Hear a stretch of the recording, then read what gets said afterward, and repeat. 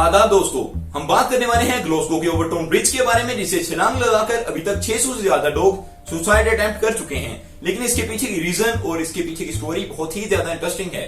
तो देखते हैं कि इसके पीछे आखिर ऐसा है क्या। 1895 में स्कॉटलैंड के एक शहर ग्लासगो के अंदर जेम्स व्हाइट नामी एक शहरी रहते थे। उन्होंने एक पैलेस बनाने का फैसला किया। डमबर्डम टाउन के अंदर उन्होंने इस पैलेस की तमीर शुरू की तो उन्हें इस बात का अंदाजा हुआ कि उनके घर के सामने से जो बरसाती नाला गुजरता है वो बारिश के मौसम के अंदर फुल भर जाता है, जिसके लिए उन्होंने इसके ऊपर पुल बनाने का फैसला किया। इसके ऊपर एक 50 कदम का ब्रिज बनाया गया, जिसकी तैयारी मुकम्मल हो जाने के बाद इसके ऊपर हैरत अंगेज वाकयात होना शुरू हो गए। एक सुबह मिस मैकेनम नामी इंग्लिश खातून जब उस ब्रिज के ऊपर से गुजर रही थी तो उनके साथ उनका कुत्ता भी मौजूद था। उनका कुत्ता ब्रिज के दरमियान में जाकर अकड़ गया और वो एक कदम भी आगे नहीं चल रहा था। उन्होंने अपनी पूरी कोशिश की कि उसको अपने साथ लेकर जा सकें, लेकिन वो एक कदम भी उठाने के लिए तैयार नहीं था।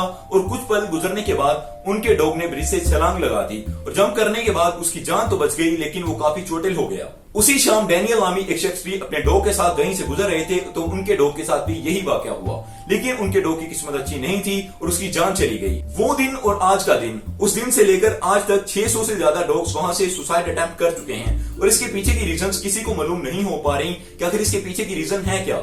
जब साइंस को इस चीज की इन्वेस्टिगेशन करने का कहा गया तो बहुत सारे साइंटिस्ट ने इसके ऊपर इन्वेस्टिगेशन की, लेकिन कोई भी चीज मालूम नहीं हो सकी।